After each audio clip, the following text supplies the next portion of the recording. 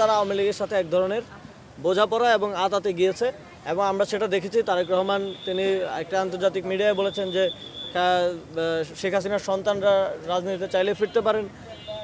আওয়ামী লীগকে পুনর্বাসনের শর্তে বিএনপি এবার শর্তে এবং আতাতের মধ্য দিয়ে বিএনপি এবার সংখ্যাগরিষ্ঠতা অর্জন করেছে এবং এই আতাতের মধ্য দিয়ে তারা ক্ষমতায় যেতে যাচ্ছে এবং এটা আরও প্রতীয়মান হয়েছে বিভিন্ন জায়গায়। আওয়ামী লীগের অফিস উদ্বোধন এবং ওইটা আরও গৌরবের সাথে তারা প্রচারণা করছেন, মিডিয়াতে আসছেন, বক্তব্য দিচ্ছেন, আমরা দেখতে পাচ্ছি।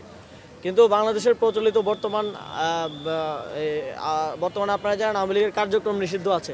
সুতরাং যে কেউ যে আওয়ামী লীগের কার্যক্রম আবার শুরু করার দায়িত্ব নিয়েছেন কিংবা অফিস খুলে দিচ্ছেন, অফিস উদ্বোধন করে দিচ্ছেন। আমরা পটুয়াখালীতে দেখলাম, খুবই দুঃখের সাথে বলতে হয়, আমাদের এক সময় আমাদের সহযোগিতা ছিলেন নুরুল হক নূর, তার আসনে তিনি আওয়ামী লীগের দায়িত্ব নিয়েছেন। সেখানেও অফিসে আওয়ামী লীগ আবার যাচ্ছে।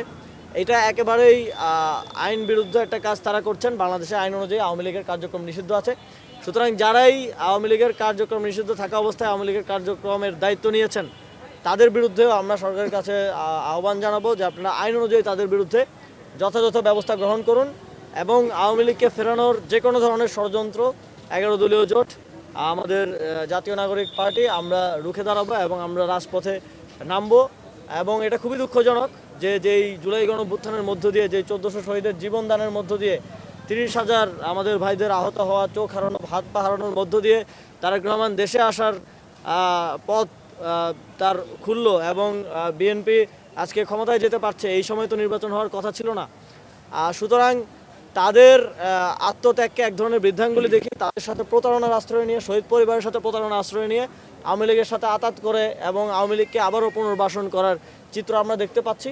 আমরা এই বিষয়ে অফিসিয়ালি জানতে চাই বিএনপির কাছ থেকে যে আপনারা আওয়ামী লীগের বিষয়ে আপনাদের অফিসিয়াল অবস্থান পুনরায় স্পষ্ট করুন এবং সেটা যদি আপনারা জনবিরোধী কোনো অবস্থানে নেন তাহলে বাংলাদেশের জনগণকে নিয়ে আমরা সে বিষয়ে জবাব দেব। বিএনপির নেতৃত্বে আওয়ামী লীগের নেতাকর্মীরা এবং বিএনপির সন্ত্রাসীরা তারা সারা দেশে আমাদের 11 দলীয় জোটের নেতৃবৃন্দের উপর হামলা করছে এবং যে আসনগুলোতে আমরা জয়ী হয়েছি সেই আসনগুলোতেও তারা হামলা করছে। তাদের একটা কমন কথা হচ্ছে যে নির্বাচনে বা ওই অঞ্চলের প্রার্থী এনসিপি কিংবা জামাতের হলেও সরকার তো তারা গঠন করছে, সুতরাং দেশে যে কোনো কিছু করার অধিকার তাদের আছে। তা আমরা ঠিক একই রকম আওয়ামী লীগের সময়ে, আওয়ামী লীগের ভোট চুরি নির্বাচনের পরে যেমন তাণ্ডব দেখতে পেতাম, সেই একই রকম তাণ্ডব আমরা দেখতে পাচ্ছি। আপনারা যদি খেয়াল করেন যে জুলাই গণঅভ্যুত্থানের সফলতার পর ঠিক 4-5 ঘন্টার মধ্যে আমাদের জুলাই গণঅভ্যুত্থানের সকল নেতৃবৃন্দ আমরা সবাই ভিডিও বার্তা দিয়ে সারা দেশের মানুষকে আহ্বান জানিয়েছিলাম যে আপনারা ভিন্ন মত থাকা সত্ত্বেও আপনারা আইন নিজের হাতে তুলে নেবেন না।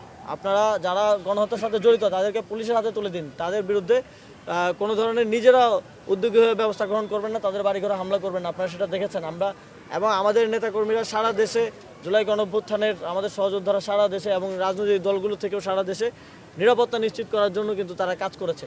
অথচ আমরা এখানে বিএনপিকে দেখলাম যে এক ধরনের চুপচাপ বসে থেকে তারা এটা এনজয় করছে। বিএনপির শীর্ষ নেতৃত্ব এনজয় করছে যে সারা দেশে ভিন্ন মতের উপর যে দমন পীড়ন চলছে।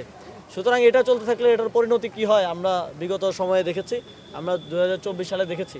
সুতরাং আমাদের তাদের প্রতি আহ্বান থাকবে এবং তাদের প্রতি আমাদের থাকবে যে আপনারা আপনাদের এই সন্ত্রাসীদেরকে থামান এবং তাদের বিরুদ্ধে যথাযথ ব্যবস্থা গ্রহণ করুন।